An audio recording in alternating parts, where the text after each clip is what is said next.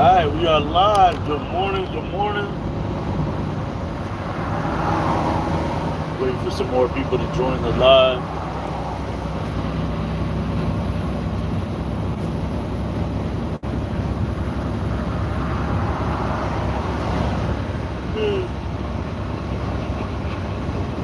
Oh.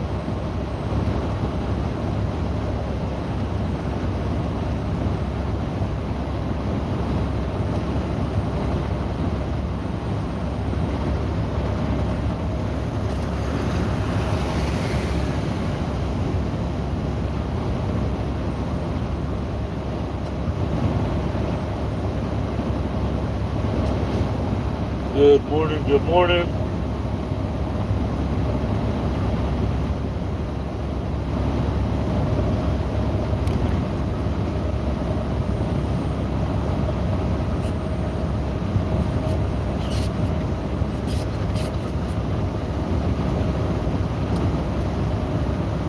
Happy Friday, everyone. Happy Friday.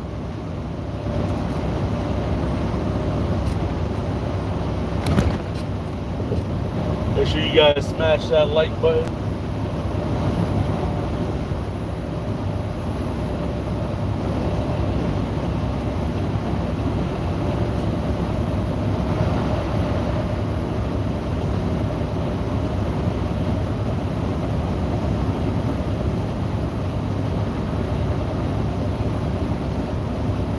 Good morning, good morning.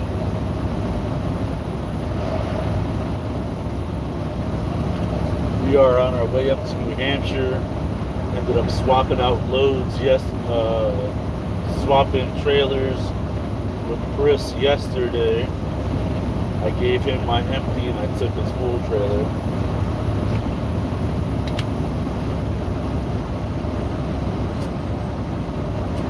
You're very welcome. You are very welcome. It's not easy, but someone's got to do it, right?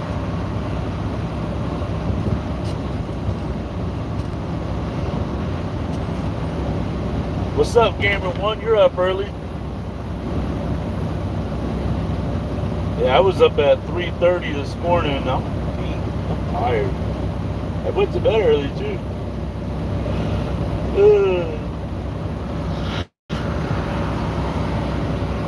Thank goodness I got a mobile hotspot on my phone. That was the only way I was able to upload Friday's feast for you guys. And I just want to let you guys know that there's a unreleased episode of Friday's feast on our Patreon channel. And that was at a place called Fat Patty's with one of the biggest chicken sandwiches I've ever consumed.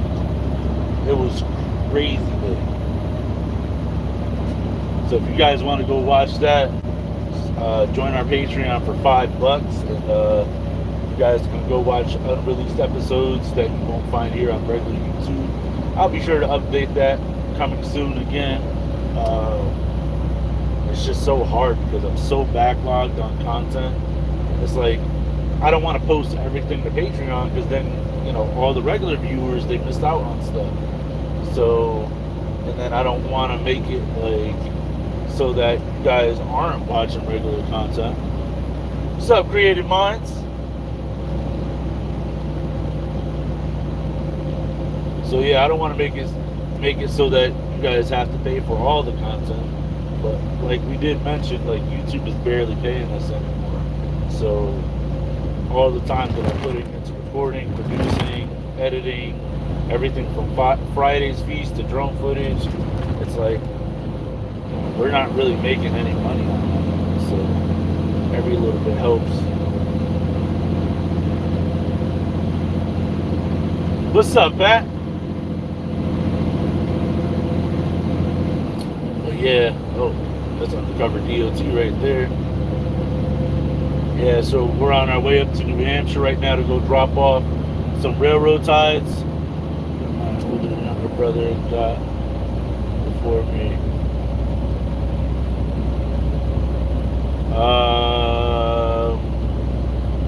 I don't know, new camera equipment.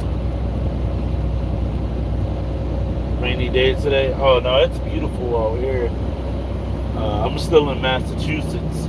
Uh, I haven't even crossed through yet. I think, or am I still in Connecticut? I don't know. When I look at the signs, I'll let you know. Comes to think of it, I don't even know if I saw the sign for Massachusetts. Oh, Tallinn. No, we're still in Connecticut. We're almost at the tippy top of Connecticut. I was just on the 84. There goes that bozo that like sped past me in the left lane and almost hit me. And I was in the center lane. Freaking door. But yeah, so I just want to let you guys know we got some new merch dropping soon. I'm trying to get the artwork made for it right now, and then I gotta order the stuff. But it's basically gonna be some more back to school promo merch for that, so that you guys can buy to support the back to school drive. We got a new phone. Not done because I work for it. Sweet. Told you about the scrap metal. I mean recycled, as in cans and glass bottles. Oh, that's awesome. That's, you know what? Let me finish what I was saying about the back to school drive, and then I will address that in a second because that's highly slept on. But yeah, we're still doing the back to school drive.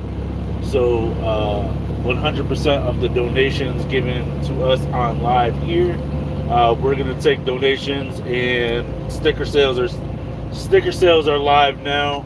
100% of the proceeds go to back to school to help children in need and families in need and teachers in need of of school supplies.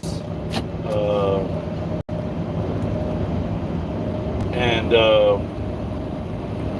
we're trying to raise, I think, what was the goal? 1,500 bucks. I'll say by August 15th.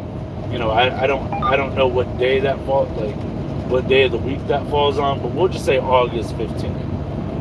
Uh, that way, it gives me a couple weeks to get the shopping done and the coordinating done and all of that stuff. So we're trying to raise 1,500 bucks. Every penny counts. Every penny that you guys sent to us on here, on the live, and through the purchase of our sticker sales on the website, on the Etsy website, will go directly to buying school supplies. So I'm talking pencils, notebooks, crayons, coloring pencils, magic markers, Sharpies if we really don't like the parents, you know. And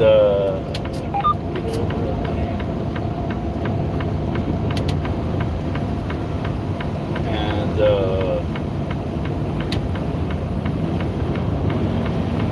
oh crap! I was just doing 76 coming down there. That's crazy. And binders, lead pencils, whatever back to school supplies entails, book bags, three ring binders,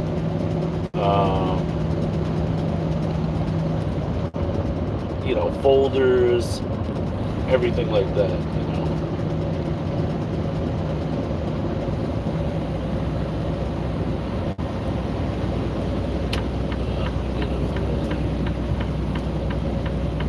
Yeah, it's for a really good cause. Dare to dream, dream to inspire. Children are the future, so we got to start inspiring them now while they're young and they're sponges, to inspire them to become something great. So you can't be something great without the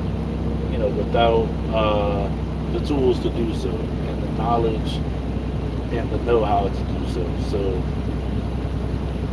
that's my positive message for today. As far as creative minds,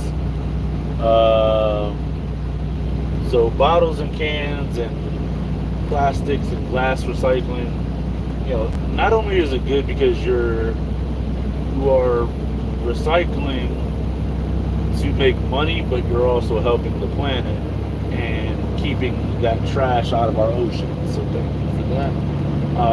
A lot of people, they don't realize is that now they have the technology for specific plastics to be recycled and used as filament for 3D printers.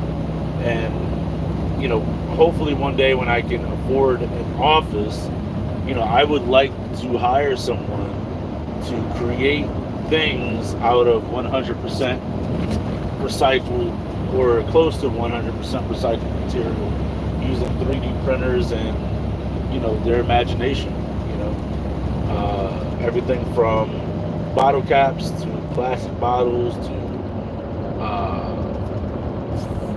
plastic forks, knives, stuff like that. 100% recycled material. Everything from, I don't know, maybe bottle openers to keychains to belt buckles, or I don't know. I'm no designer. I'm no. My mind is way too busy to think about stuff like that. At least right now. So, but yeah, thank you. Another good way. What's up, Ben? Ben Shoots, my friend. Appreciate you stopping by.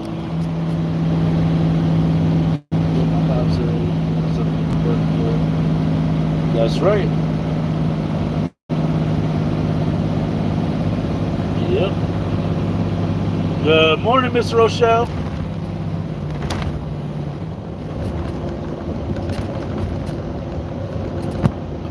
I've been thinking about getting a 3D printer myself. They look pretty neat. Yeah, they are kind of fascinating, aren't they? It's it's one of those things where it's like people can't wrap their heads around that something as innovative as a 3D printer, that the only thing that's restricting you from creating something totally unimaginable is you, because you're the one who's programming it to create whatever it is that your mind can put together.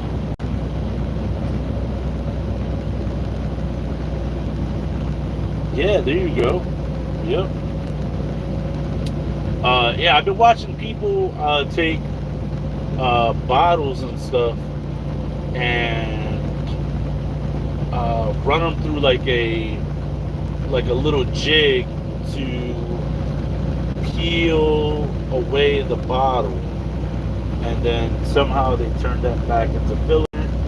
And then some people, they actually make their own custom filament, which is pretty awesome. So,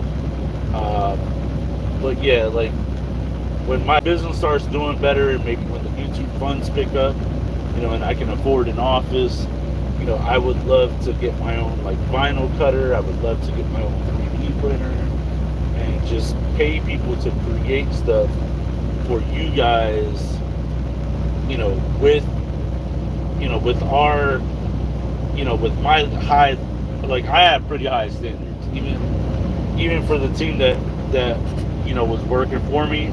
They always say like, you're what do you call it? They used to always tell me like it's like a high level of like quality, and it's like I don't like to settle for less, because it's like when I'm giving to you guys and what I'm putting out there, like for instance, this shirt that I have, I don't sell, like I haven't sold any of these shit. I don't know if you guys can see that. That's the Sap Hero shirt, and that's because the shop that I go to get them screen printed needs a minimum order of 24 in order to make a batch, and then I have to buy the vinyl and then send them the vinyl so that way they can make the shirts and sell them to you. And these are a higher quality. The shirts that I get made from this particular shop are a higher quality than what I have, what I'm wearing. So just for like promotional use, I had these cheaply made, which the quality isn't all the way up there, but it's still nice enough for me to wear. So even the people who were designing my website, they like I told them my vision, and they couldn't make it happen. They really couldn't. They couldn't wrap their heads around what the look I was going for, and what I wanted and stuff like that. So in some ways I had to compromise, but in other ways,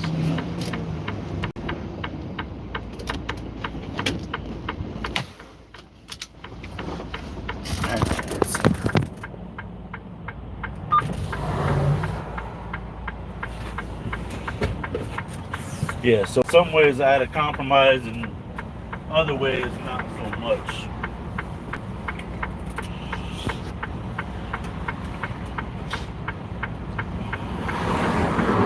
Snacks in the cabinet here.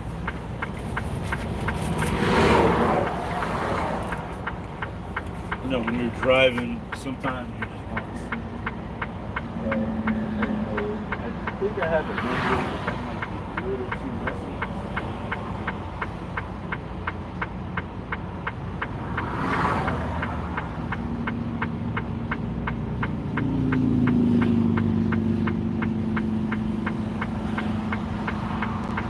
I just have to set it to a pop card or something.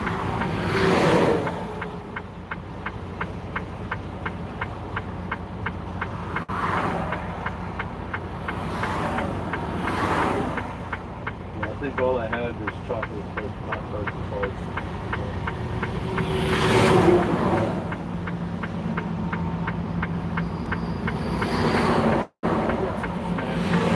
Comfort food for others.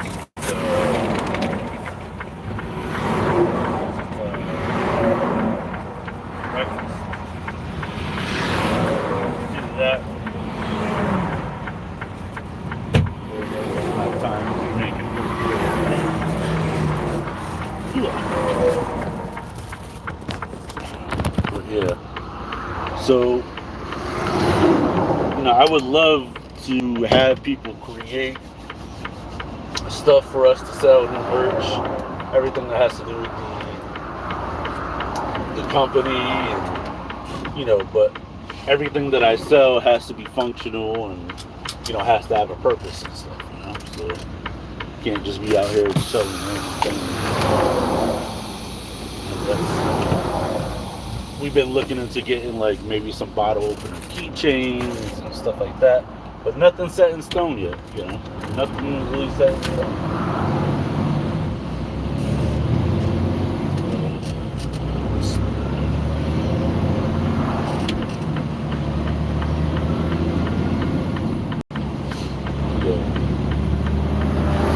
Does anybody in here have a oh, thank you, Brad, I appreciate it. I work very hard on it. Right now I'm working on a video that I started yesterday. It was footage from the car show I went to on Sunday. I was actually supposed to have it up already, but editing Friday's feast and then a couple other videos that required some attention, and then that, and I'm driving for up to 11 hours a day and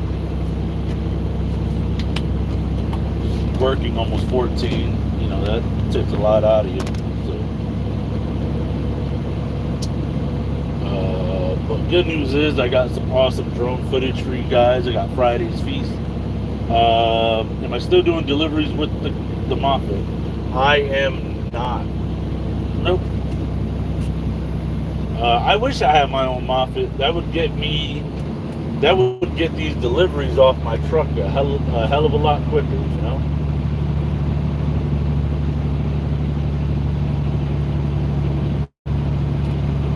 Oh man, but I still got tons of content you guys haven't even seen yet. On top of like everything that I record on a daily basis. Oh man, it's so much content. So much. It's like I don't have the time to edit it all. I don't have an editor anymore. And quite frankly, I don't have the funds to pay someone to edit any footage. So, you know, it comes down to, you know, time and stuff. And, you know, I'm trying to edit on my only day off. And I'm like, I need a break, you know. The show must go on. You guys have been here since the beginning. You know, I remember when I only had like 4 subscribers, and or no, 7 subscribers, and like 4 people watched the video. And I remember I was really stoked about that. One of those viewers was myself, so I was really, really stoked about that. So every view is a win for me. So it's all about just staying humble. Even though I got, you know, over 55,000 subscribers, 18 million views, you guys see I still come on here. I still chit chat, answer all your questions. You know, I interact with you guys. I still do merch giveaways. Oh, which by the way, now I gotta announce it in another video so it doesn't get lost in translation. You know what? I'll announce it here. So I'm actually, I don't have them yet. I actually have to go out and purchase them. I haven't been able to find a gas station that. So I'm thinking about buying 2 Shell fuel cards, right? Check this out. If you guys want chances to win fuel for your car here in the United States, I don't know about overseas, because I'm not sure how that works, you know. And obviously I can't just send people money, but oh, that's super cool. So if you guys want a chance to win a $50 fuel card, so I was gonna go to a Shell gas station, because that's, you know, the most popular one based off of the survey or the poll that I did. So I'm going to do a $50 gift card giveaway, fuel card giveaway, to a viewer of the channel, based on. So I'll create a post. Come on. Yeah, I'll create a post on the community tab of, and it'll essentially say something along the lines of, you know, want a chance to win a $50 fuel card,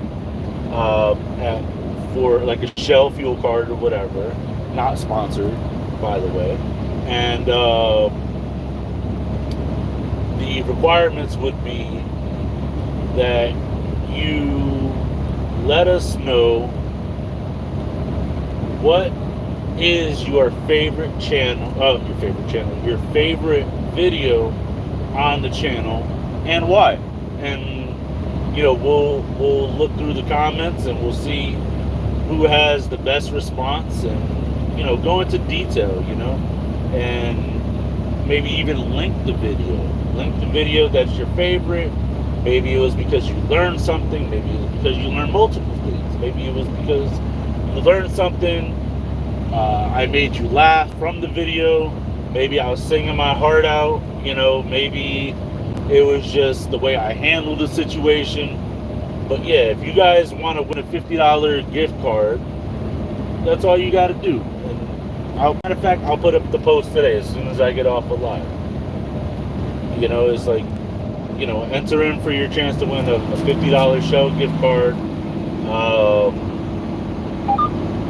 And then I'm going to do a $150 Shell gift card giveaway to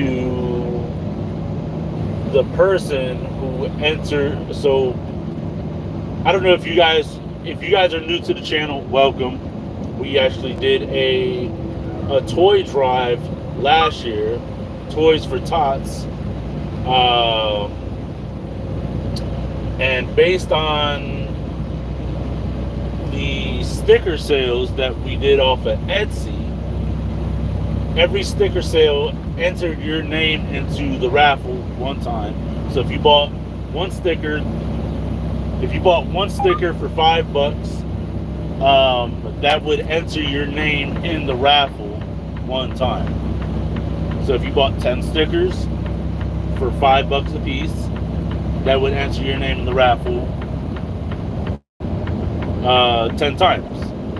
So what we're going to do is we're going to do in order to help promote the back to school drive, we're going to do a $150 fuel card giveaway or not giveaway, but on raffle. So, buy as many stickers as you want. We will send them to you. We will pay for all the shipping. 100%. We don't care what Etsy takes out. 100% of the donation will go directly to the back to school drive. So, and then I'll do a specific day, because obviously I can't track it all on here while I'm driving, and I'm a one-man band now. So if you guys wanted to donate on here, you didn't really want to buy stickers, which, by the way, I'm working on getting some back to school stickers made for you guys to purchase. They might be a little bit more money. I just have to see how much they are and the quantity, and what I'm paying per unit or whatever. But as you guys know, I really don't make much money on merch to begin with. It's maybe a couple dollars. Like, my profit margin is very, very slim. With shipping, the cost of shipping going up, it's so the stickers and anything that we announce to go for the back to school drive will 100% go for the back to school drive, like all the proceeds. So even though YouTube may take a cut, even though Etsy may take a cut, 100% of the donations goes to the back to school drive. So but yeah, I'm working on getting some designs for the stickers, and so that way I can get them made, and it'll be pretty awesome. So right now, as it sits, the deadline for all donations will be August 15th. You figure halfway through the month, because to my knowledge, school goes back in session like late August, early September. So I'll have to coordinate with some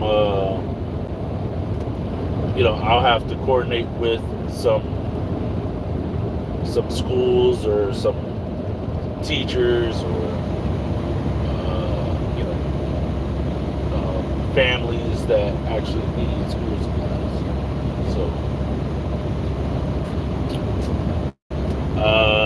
So I am delivering. Yeah, I remember when you first joined the channel, Gamer One. I am delivering railroad ties to New Hampshire. Where exactly in New Hampshire, I'm not sure, but it's on the paperwork over there. But I have it all entered into my GPS. Let's see. How is driving the sleeper different from the day cabs? Well, you got more length to think about, a way bigger blind spot on the passenger side. So I almost never blindside alley dock because I just can't see anything. I always try to do it sight side, which is driver's side, because like I said, you just can't see anything out the passenger side. Also, sometimes if I'm coming up a street that's on an angle, like an angle, then there's another street that's coming this way. Sometimes I have to like step on the brake and then lean almost all the way over the steering wheel to attempt to see what's out the passenger side window or mirror. And sometimes I try to adjust the mirror and it doesn't even have enough, turning range to be able to see what's coming. So sometimes I just got to poke my nose out just to see if I can hear anything, roll the window down, like use everything to my advantage. So yeah, it's a little bit different. And then I'm also going to be trying to get a 12-volt cooler for this truck. Do I have to run a logbook in America? We have to in Australia if we go 60 miles away from the yard. So the way it works here in America is if you drive within 150 air miles of your domicile, which for me, is the office,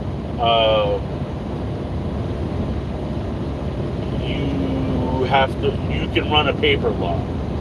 Outside of 150 air miles, you have to run an electronic lock. So that's where it's kind of different. But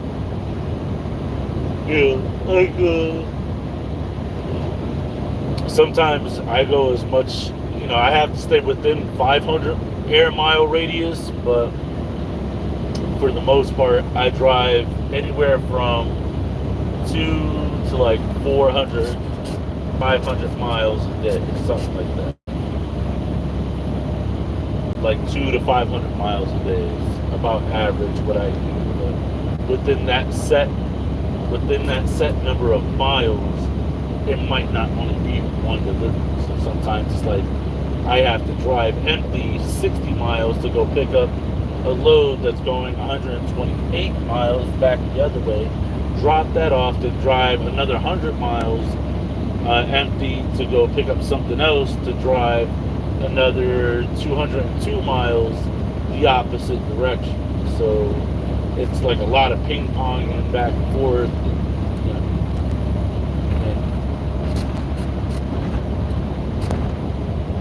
That's a very good question, by the way.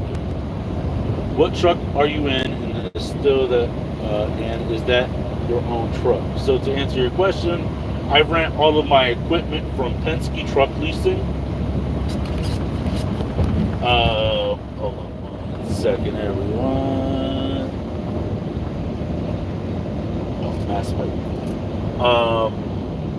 I rent all of my equipment through Penske.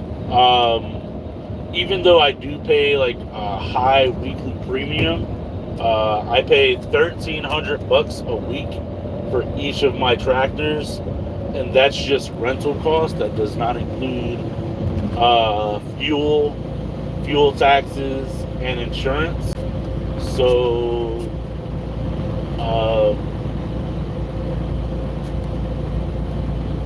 all the maintenance is covered as long as it's not caused by the driver, if that makes any sense.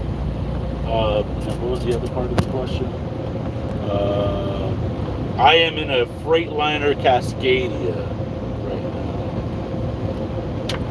now. Let me switch lanes.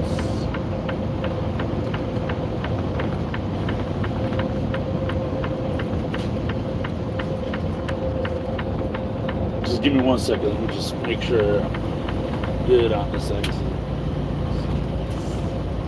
Yeah, I'm good for a little bit. What is your legal overall weight?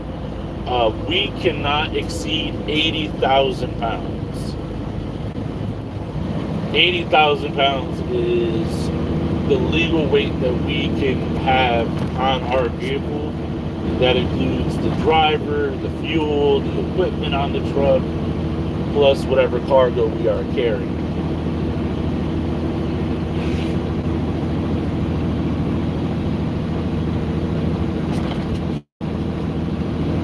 All very good, valid questions, I tell you. Come up.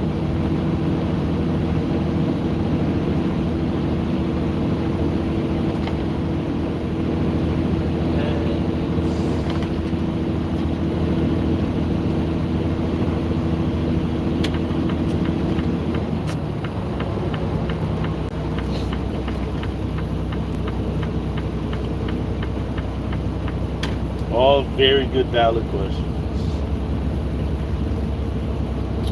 So, my driver Chris and I, we were talking about this yesterday.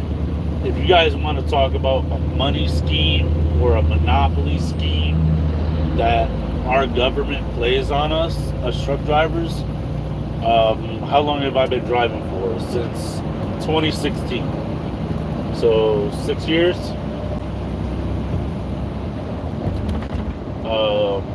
Well, driving CDL 6 years, but I've been driving since, like, regular cars since I was probably like 13. So almost 20 years.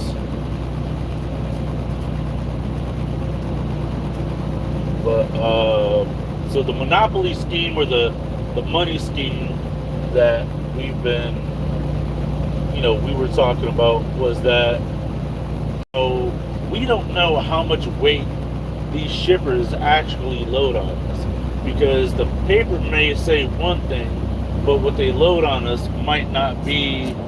Good morning, Leah Liz. Where have you been?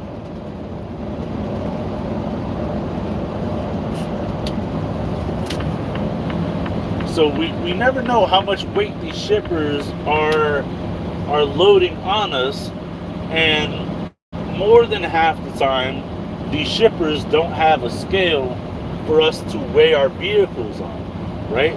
So check this out. This is how they get us. This is how they get us with tickets, how they shut us down and put us out of service, and, like, there's so many things that goes on. Sometimes when you pick up from a shipper, you don't know how much weight you have.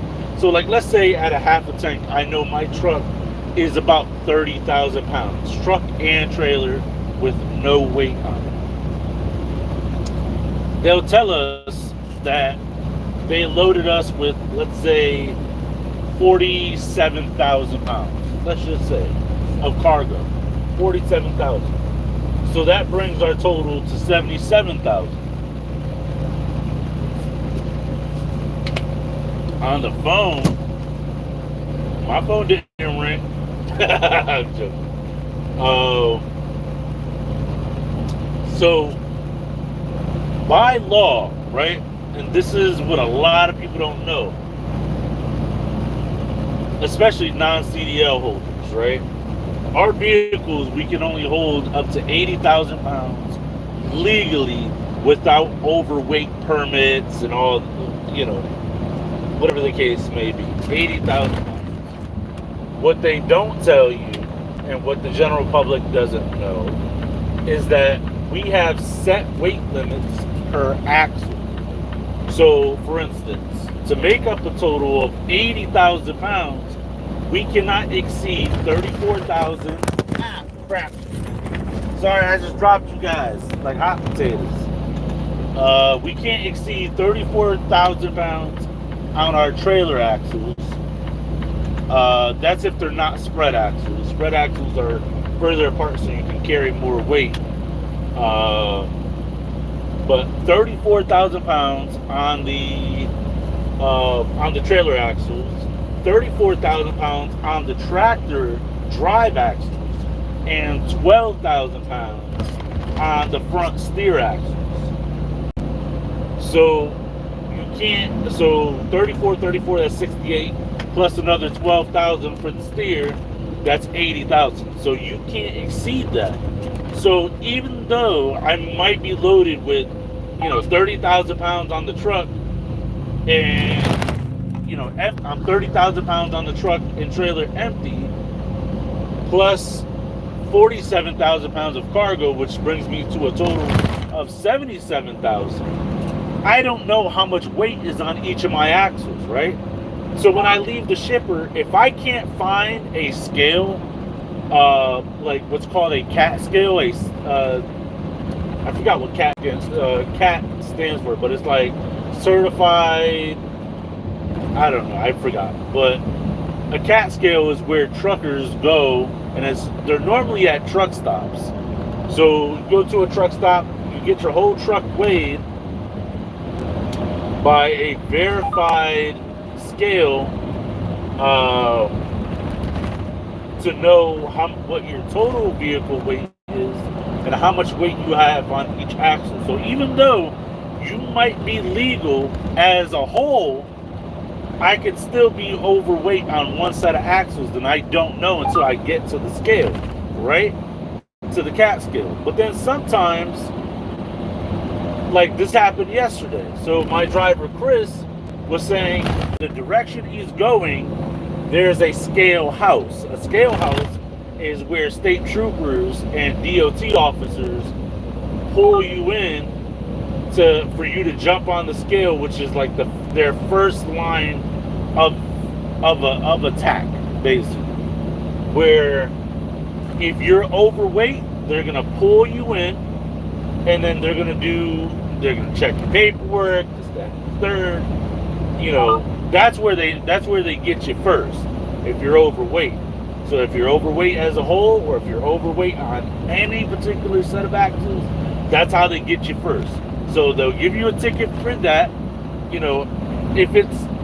If it's a nice officer, he might allow you to adjust your axles on your trailer or on your fifth wheel, which is where the trailer connects to the tractor. But normally you would just slide the tandems or the axles on the trailer, just to help adjust some of that weight.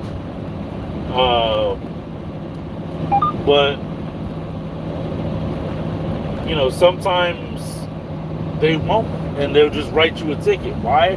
Because a lot of the police force's money doesn't really come. Yes, our taxes pay into it, but where they really make their money is finding violations. So, like, even in your regular car, what they don't tell you, the new Cascadia is good, not too bad.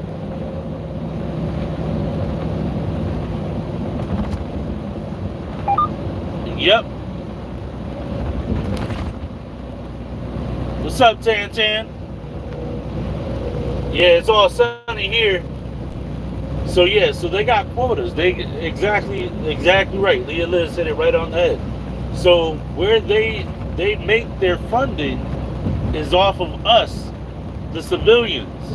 So even though they get our tax money, it's not enough. It's not enough. So they pull you in. So even though I might only be 77,000 pounds, I had a load the other day where I was like 76,000 pounds, but I was 37,000 pounds on my trailer axle, but everything else was fine. So then I had to slide my axles all the way back to put more weight on my drive axles, and so I ended up moving 3,000 pounds off of my trailer tires onto my tractor drive tire. But it's like how they get us is that not only do the shippers not have scales, but there isn't a CAT scale in between the shipping location and the destination before there's a DOT weigh station. And that's how they get us. Because we're just guessing. We don't know how much weight we got. And a lot of our trucks don't have built-in scales. Like, I've heard of some new ones they have built-in scales, but not not our trucks. They don't have built-in scales, so we don't know how much weight we have on each axle. Yep, and that's how they get us. And it's like, it's not our fault that there aren't more scales for us to get weighed at. So in Chris's scenario that happened to him yesterday, Chris would have to drive an hour and 50 minutes. Hold on, I think I got my exit coming up. I just want to just double check really quick. He had to drive an hour and 50 minutes. Yeah, I gotta take this exit. In the opposite direction of where he was going to go get scaled to make sure he's legal on all his axles and his vehicle as a whole, in order to avoid a fine at the DOT weigh scale. Tell me that's not some crazy stuff. So, an hour and 50 minutes the opposite direction, we'll just call that 2 hours. Let's say he's driving on the highway doing 60 miles an hour. So he has to drive 120 miles the opposite direction. And if you guys don't know,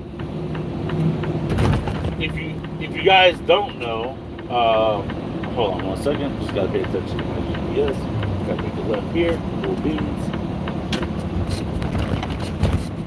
Our trucks get about 5 to 7 miles to the gallon, with fuel being over, I'll comfortably say over $5 a gallon. We're averaging about $1 a mile. So every mile that I drive, it costs me $1. Right? They don't tell you guys this. So that's 5 to 7 miles. That's it. 5 to 7 miles to the gallon. Right? So every mile that I drive, it costs me $1. So it cost me, or I don't even know if he actually went to the scale yesterday. I don't remember. I'm pretty sure he did though, or he found one closer. But in that scenario, bro, you see me with my signal light. Like, just slow down or get out my way. I'm not even supposed to be in the left lane. So if Chris had to drive, let's say 120 miles in the opposite direction, that's $120 in fuel, right?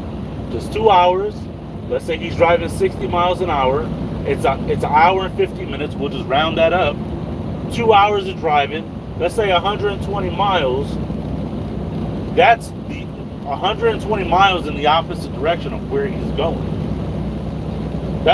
That costs me and the company $120 in fuel, right? Now he has to drive all the way back, so we'll add another 120 miles plus whatever miles he has to drive to go to the destination. $240 in fuel just to avoid a ticket that my company has to dish out to make sure that A, he's legal overall, and B, he's legal on every single axle, and C, so that he avoids a ticket for himself, D, he avoids a ticket for the company, and I almost forgot what came after D. E, so that he avoids getting shut down until he can figure out where he has to adjust his axles to assume the appropriate weights per axle. And those tickets are not cheap for commercial drivers because we're held to a higher standard, and they get us. they get us hard.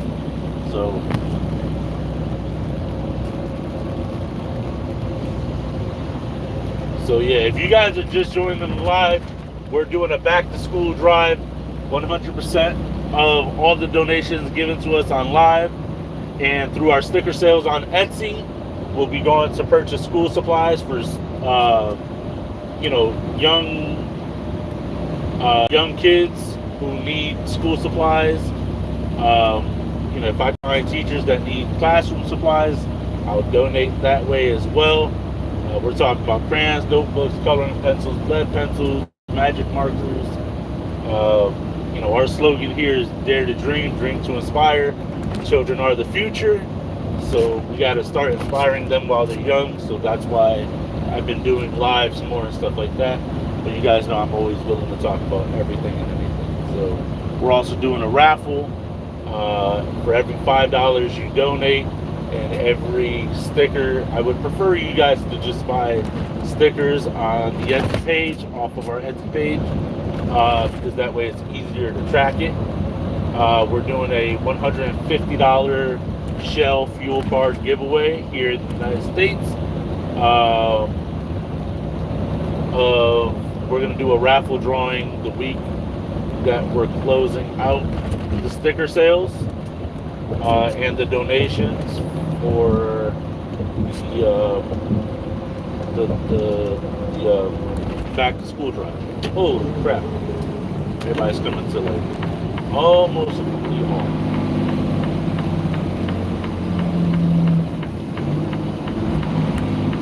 So please, every penny counts. We're trying to reach a goal of 1,500.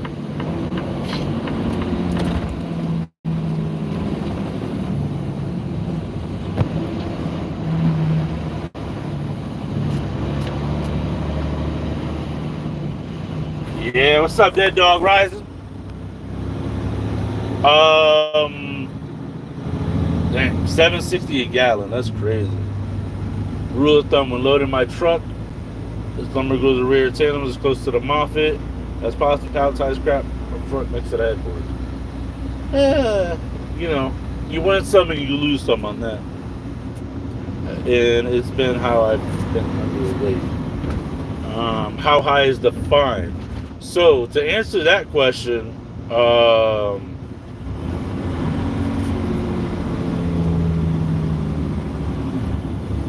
yep, that's crazy. So, dang, Dead Dog, I didn't know that. So how high is the fine for being overweight? I think they charge you by the pound for every pound you're overweight. So, I don't know what and that's the problem too, because there's a lot of gray area. Because then it's at the officer's discretion. Whether he wants to give you a ticket or not, if he wants to charge you for every pound, or if, every cop is going to be different. Every DOT officer is going to be different. So, there's a lot of traffic. So I'm pretty sure they charge you per pound over the 80,000. So I wouldn't even, I don't know. I think if they're going to make it worth their while, they'll probably charge maybe $5 to $10 a pound, so that if you're over by like 200 pounds, they can easily make $2,000. It's something. And the other thing is, not only does the driver get a ticket, but the company gets a ticket as well. But again, that's all based on that's all based off of officer discretion. But it's like, at what point do we hold the shippers accountable? Because we're just a transport company. We're not stationary. We're always on the move. We're always picking up different foods. But yet we got to take the time out of our day to go find a scale to make sure that we are legal, instead of these facilities that are loading us up with their product. to, like, at what point do we hold these shippers accountable for not having a scale and not being held to the standard of, oh crap, drop you guys, not being held to the standard. What the heck is that? Hold on, that looks like a helicopter, but I don't see any propellers. I don't know what that is. We'll just say it's a weather balloon. Yeah, I don't know. Let's see. 1.2 miles, just stay to the right. We start getting over now. But yeah, so like at what point do we hold these shippers accountable for being responsible for their own, for the weight that they put on us, us carriers? Like, we have no control over how much weight that they're, like, we have no control over knowing how much weight is on our vehicle. Well, loaded onto our vehicle until we go to the scale house or until we go to the cat scale. Let me see. I think I gotta take this exit.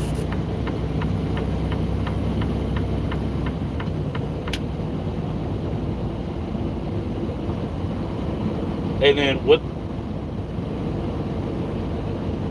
then what they do is, we'll book a load, right? Let's say we'll book a load. And let's say the bill of lading, I said at a half a tank, my truck and my trailer.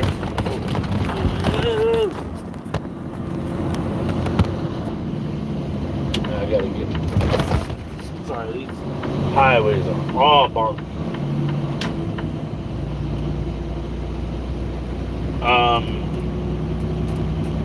And then what they'll do is they try to be sneaky, right?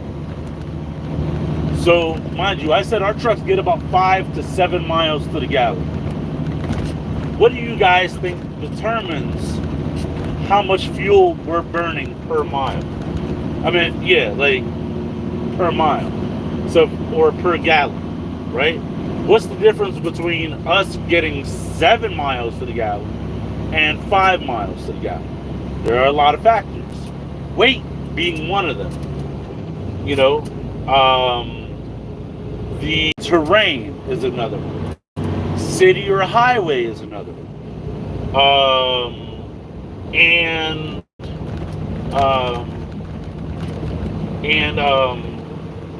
hills or mountains that we drive up. So if I'm loaded with 80,000 pounds going uphill, you think I'm getting 7 miles to the gallon? No, probably 4.5 if I'm lucky. If I'm lucky. So what they do is they'll put on the bill of lading, hey, you're going to take 20,000 pounds of X, Y, and Z material. All right, cool. Mind you, I already know that my truck weighs about 30,000 pounds, maybe like 30,100 with a half a tank of fuel and like 3/4 of a tank of DEF fluid, right?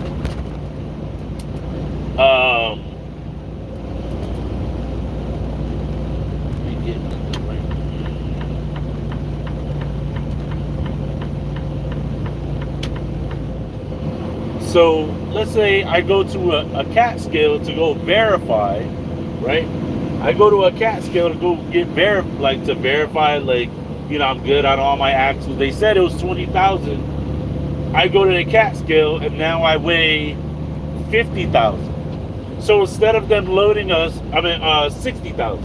So instead of them loading us with 20,000, they loaded us with 10 more thousand pounds. Now, on our rate con, it's set on our rate con and our bill of lading, both says the weight of 20,000 pounds, right? Plus or minus. When I say plus or minus, I don't mean an extra 10,000 pounds for the same charge. Because let's say, let's say we quoted them at, I don't know, $1,000 to move the load. But $1,000 to move the load from point A to point B.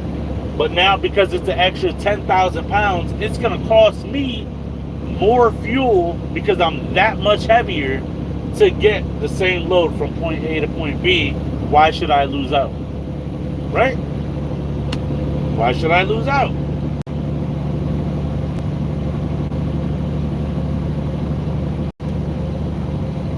So then, when we find like a big discrepancy like that, we will hold the load. We will tell them, hey, we signed off on 20,000 pounds, not 30,000 pounds. And if you want your material, you need to pay us more money, because it was agreed at this rate for 20,000 pounds, not 30,000 pounds. You were being deceitful. Now we want more money in order for you guys to get your stuff. You want to play stupid games, you're going to win some stupid prizes. Here on this side of the team, here on this side of the administration office, we don't play that game.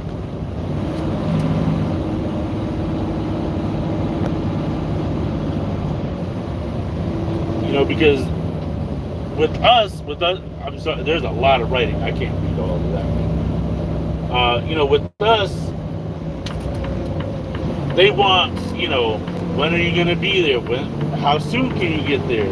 Oh, can you do us a favor and pick this up? Yeah, we know it's last minute. This, that, and the third. This, that, and the third. Okay, so if it's last minute and this, that, and the third, and you want to rush this order, this, that, and the third, okay, that's all cool. But, as someone else said, lack of prep on your part doesn't constitute an emergency on ours. So why, what do we get out of the deal,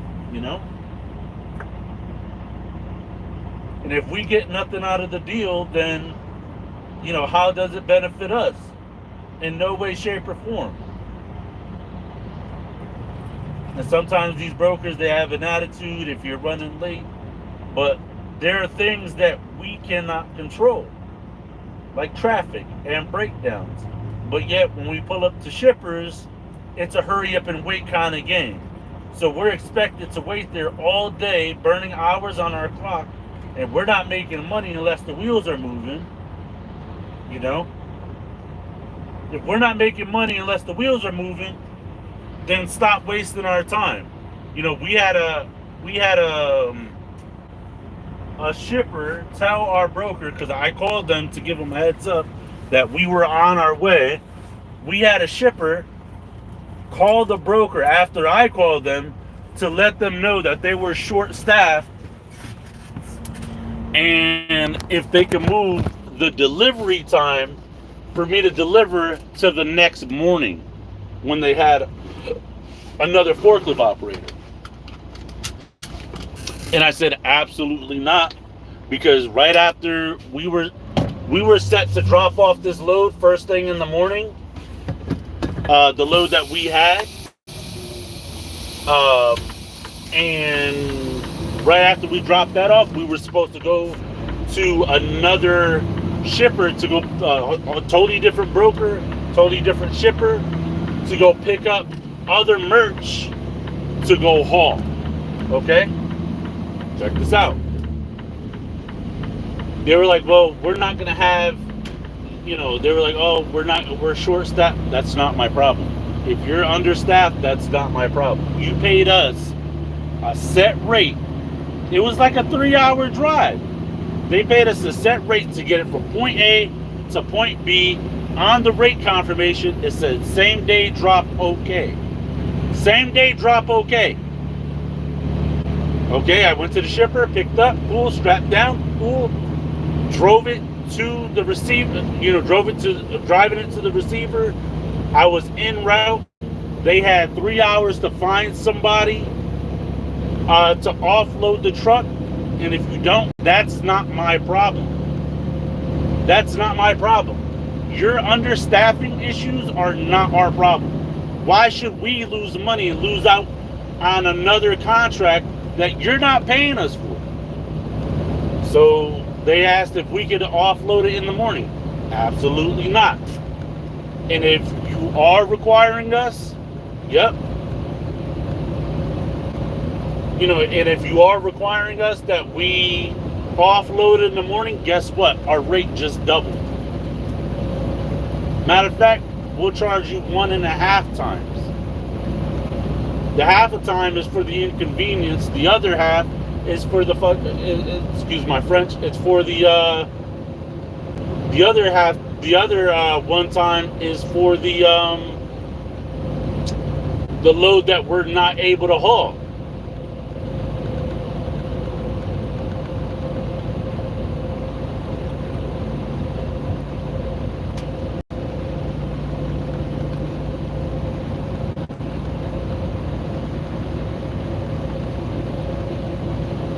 So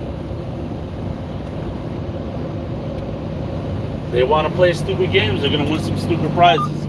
Because I tell you what, some of these people, they think they got us by the cojones, but you know what? More than half the time, they, they think that they're getting over on us. But the power is in whose hand? The carrier, when you think about it, right? Because they want to play stupid games, they're going to win some stupid prizes. Half the time, the product that we're carrying is worth, I'll say at a minimum, 20 times the value of what we're getting paid. So, you want to play some stupid games, you're going to win some stupid prizes. I will hold your product hostage, and no, you will not know our locations or nothing until we get another check signed off to us. That's it. So don't play with my money. I don't play with yours.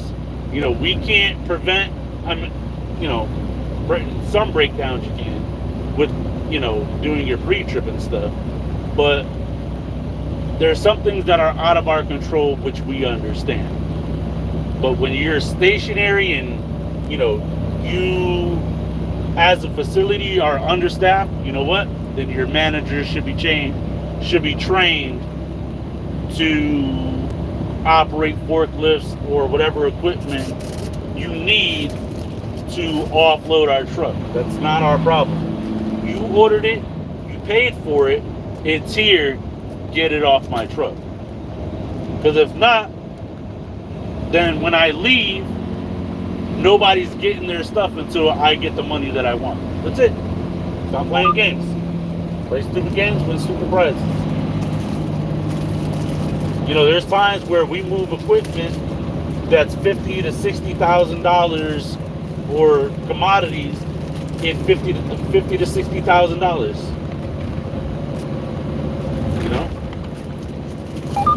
Not my problem. Like, it's my problem when I gotta pull up and wait. It's my problem when you're already understaffed to get someone to load us, and we already booked the appointment. Come on. Not my problem. Not our problem as a company. No thanks. But it didn't happen because someone gave me the phone number to the wrong. It was the right company, but the wrong address. I was delivering to the right address, but the phone number was to a different facility. And the lady was like, "Oh, we only have one truck. We only get one delivery a day. We don't have the manpower or the capacity to offload 2 a day." That's not my problem. But again, we found out I was on the phone with the wrong location because the wrong phone number was given.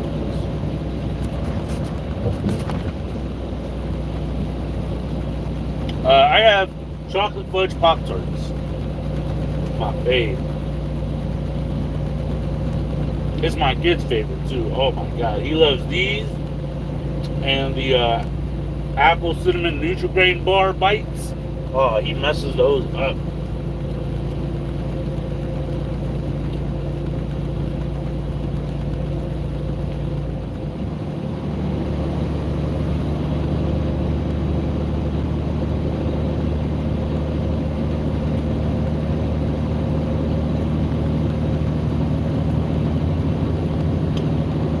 My kid is 18 months.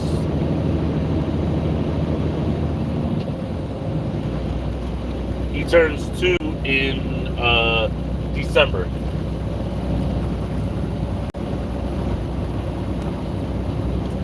Time goes by, man. I tell you.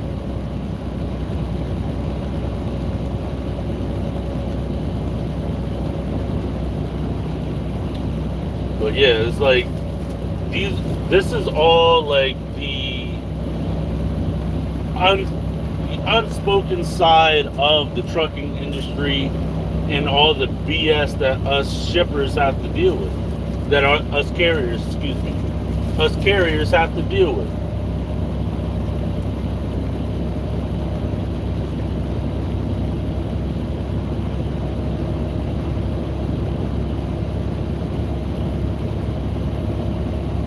That's like the old contract that I used to run for Home Depot. I used to haul for XPO under my own authority, right? And I pull up to the store and only a fraction of their orders to be ready. Then they have a policy. You're supposed to wait 29 minutes plus 1 minute per pallet to get loaded. And within that time frame, I could already tell that they don't have enough manpower to get the orders ready last minute.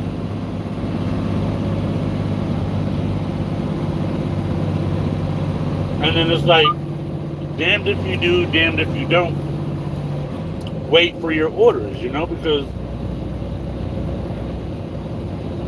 if you do wait, you're just wasting time and not getting the deliveries that are ready done,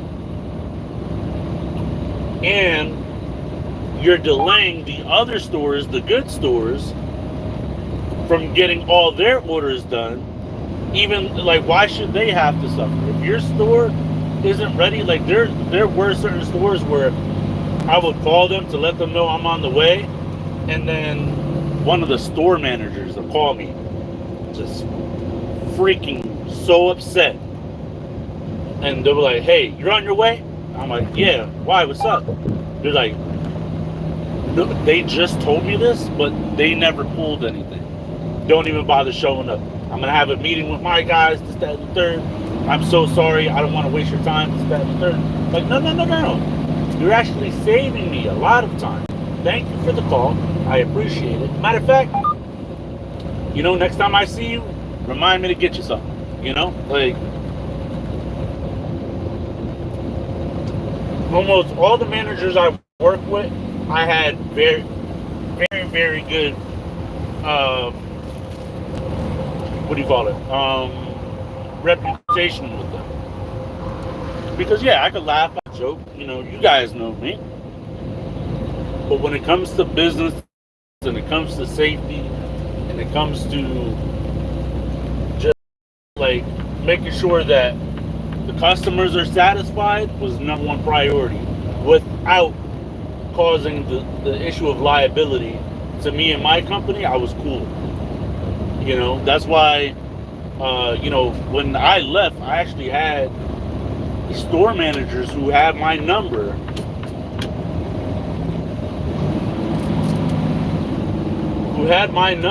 call me personally and asked me if I really quit. And I'm like, nope, I didn't. Contract got canceled, whatever. But it was like a hurry up and wait kind of game. And that's not the game I was trying to play, because it's like, what they don't realize is every minute that I spend at a facility or a location that's not ready, it's taking away time from the people who are ready, who are waiting. You know, people who need essential building supplies to build, you know, an addition onto the home or whatever the case may be.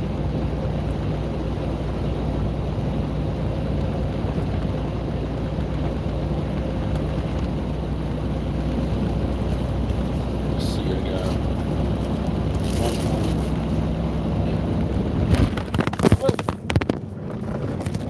One second.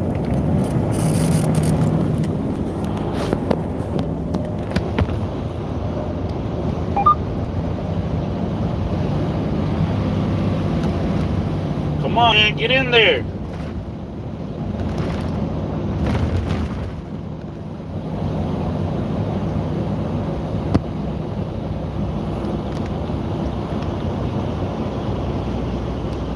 Do drivers get paid by the hour or by the delivery? It depends.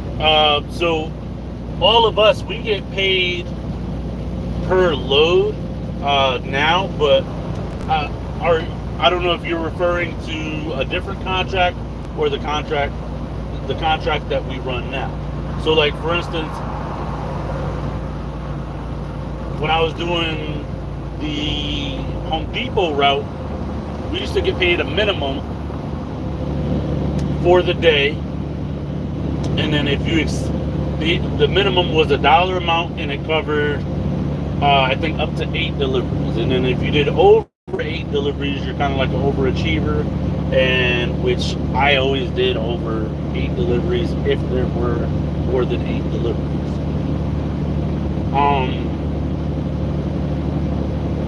So if you did over 8 deliveries, they paid you an extra, like, I forgot what the dollar amount was. It's been so long, but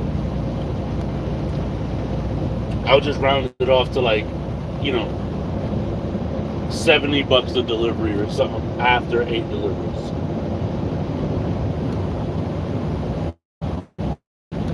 So basically, the more. Thanks for stopping by, Dead Dog. If you're leaving.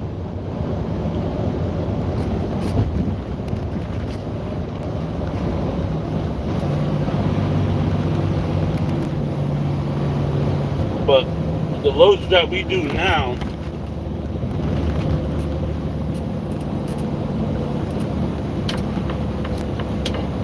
I didn't know this highway merged.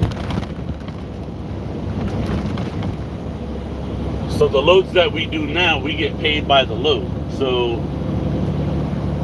because if I paid everybody hourly, with the amount of hours that we work, the loads don't pay well enough to, and we don't have dedicated contracts yet. So the loads, you know, the loads that we haul now, if I were to pay an hourly wage, it would be so low, it's not even funny. But when I ran the loads for XBO, all my drivers would get paid by the day. And that was one of my biggest selling points, because, sorry, these highways, they suck. Suck with a capital S.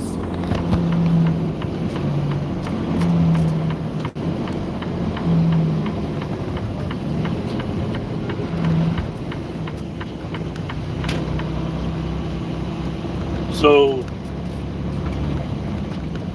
I just gotta pay attention to this really quick. So that was one of my biggest.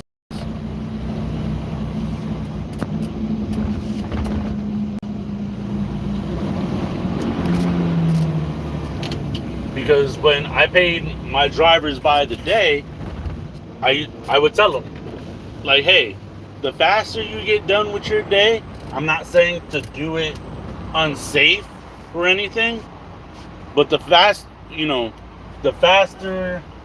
you can get done with your day, the faster you go home. When we were running, the local runs, that we were home every day. So I used to, when I had, for those of you who've been with the channel long enough, you'll know that I used to have a box truck team. The driver, her name was Sierra. Her helper was a gentleman by the name of Bobby. And I used to tell them, I'm like, look, I don't care, as long as you show up to work on time, you do your job, there's nothing I can say to you. I'm not going to break your balls. And if I break your balls, it's just for one. Don't take it personal. Like, Sierra used to come into work and she'd get a haircut from a different barber. She came to work looking like Jimmy Neutron one day. I said, yo, you look like you got the haircut of an ear of corn, And she was like, ha ha ha, very funny. I was like, was that joke too corny? Ah! And she was like, ha ha ha, really funny. She was like, it's funny because my girl said the same thing. I said, yo, let me ask you something. When your girl talks to you, do you tell her that you're all ears? Because of the corn? And she was like, ha ha ha, that was a good one. I was like, yep. I was like, does your girl ever tell you that you're amazing? But yeah, so I used to tell Sierra and Bobby, hey, the faster you guys get done with your day, the faster you go home.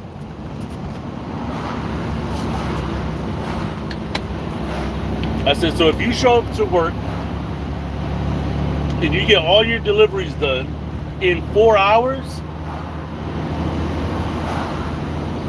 if you get all your deliveries done in 4 hours, I still pay you for 14.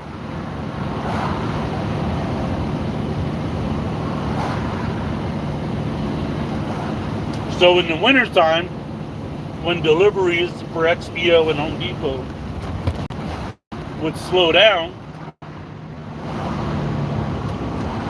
we still got paid for the day as long as we showed up. So I'm like, as long as you show up all 6 days, you'll get this amount of money. If you do over this amount in a week, I'll pay you X amount of dollars. Her and Sierra and Bob, right? So let me roll up this one. It might be kind of loud. So I say, if you get all your deliveries done in 4 hours, cool. Go home, drink the rest of the day away. I don't care.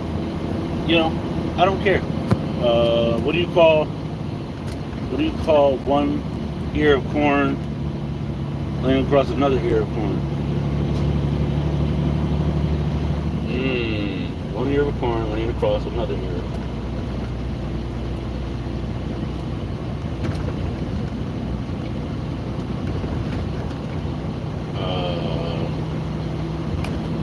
I don't know. No idea. But I told them,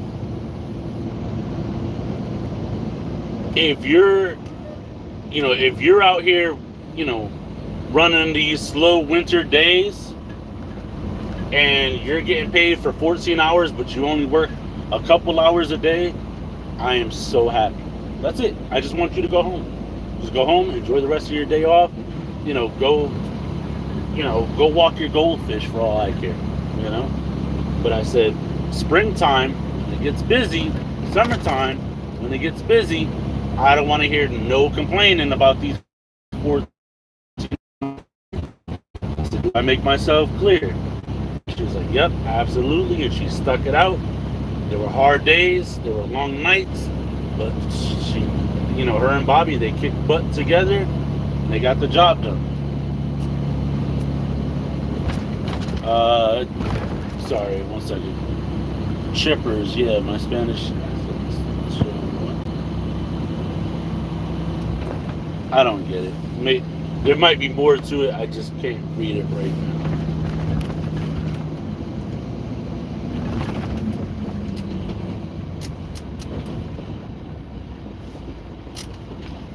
But yeah. Anybody else have any other questions? This has been a good live so far. Oh crap! I gotta get another trash bag because mine. The last when I went to that car show, I actually had an egg break open, and I put it in the trash bag and it leaked.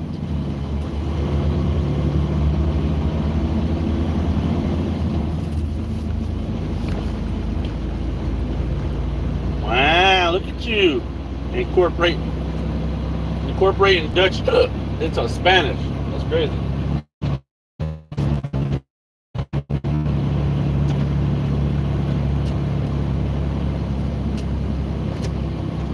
I only know a couple words in Dutch and a couple words in French, and maybe a couple words in Italian. And I got a question for y'all. Where were the first French fries made?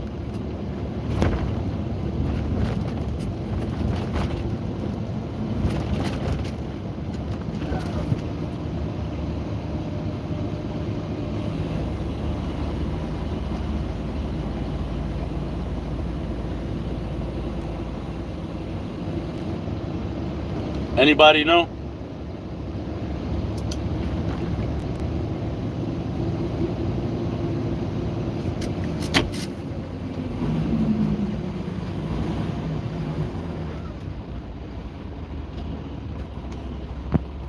Leah Liz says in America.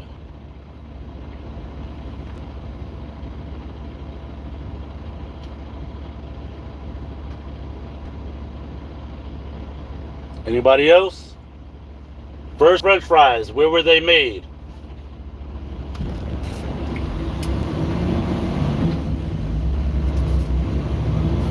Alright, I'll tell y'all the answer.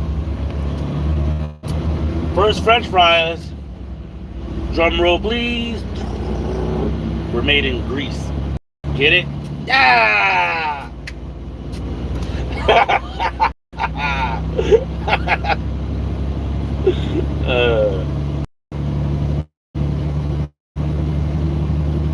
I hope y'all got that.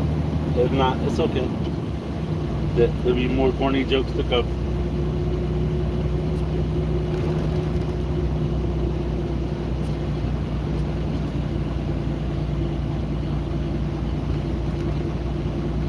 Grease, as in like frying oil. Grease.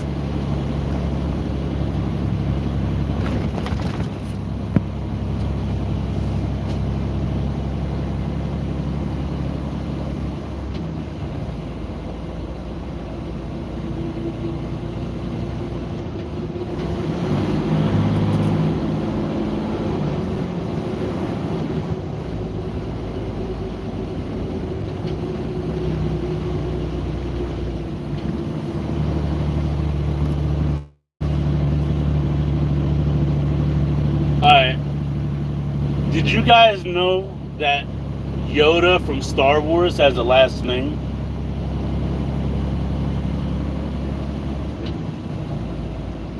Anybody know Yoda from Star Wars' last name?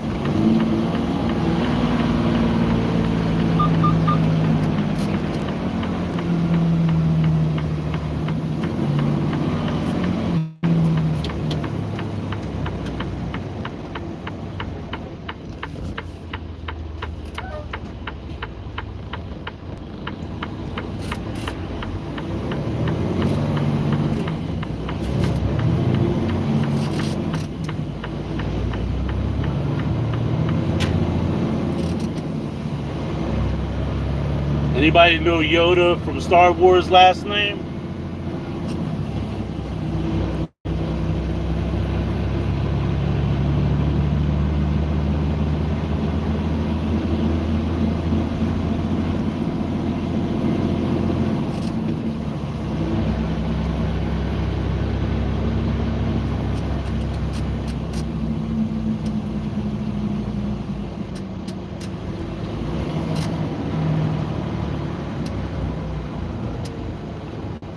Yoda Man? Nah, not Yoda Man.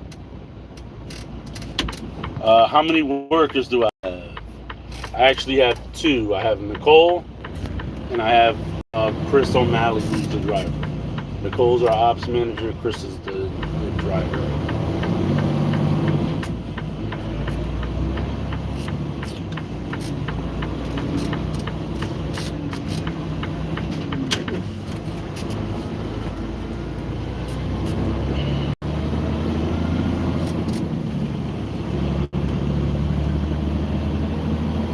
All right, so Yoda from Star Wars, his last name is Leahy-Hoo. Leahy-Hoo.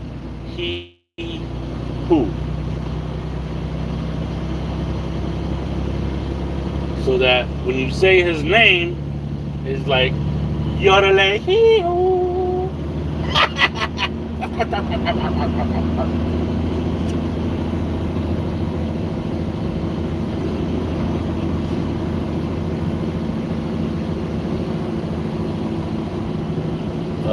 Top ingredient, the Spanish speaker uses corn.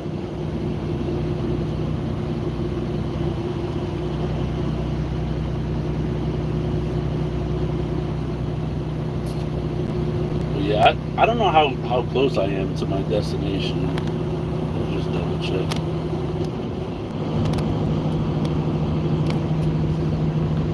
Yodelay.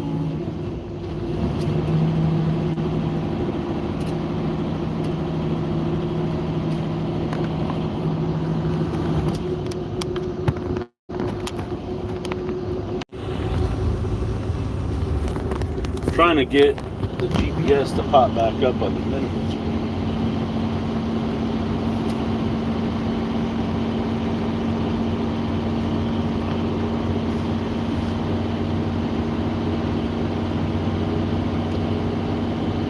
Yeah, sorry about that. My GPS disappeared because I got my phone on my GPS, so I meant my GPS on my phone.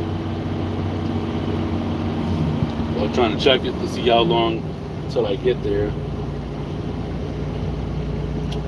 But yeah, if you guys have any other questions, let me know. Any questions pertaining to my company, history, company history,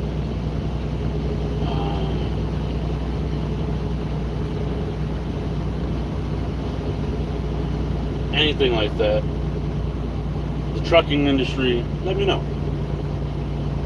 Also, if you're new here, make sure you smash that like button. I'm trying to get my GPS to pop back up.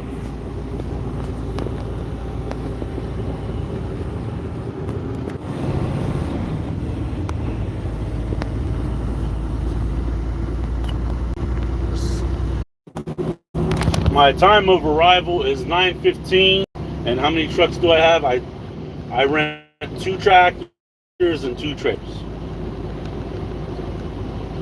But yeah, I think I'm gonna jump off a live because for some reason I can't minimize my GPS to keep it on screen. So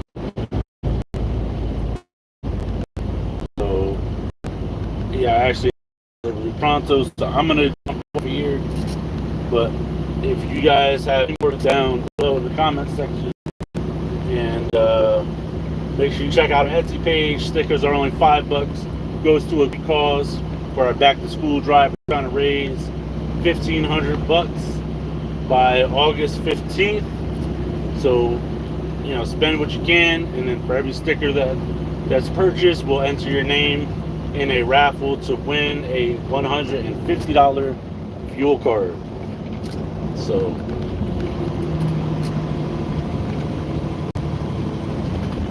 Sorry about that, guys. All right, I'm gonna jump off of here. I love you guys. Be good, be safe, and I'll catch you guys on the next one. Later.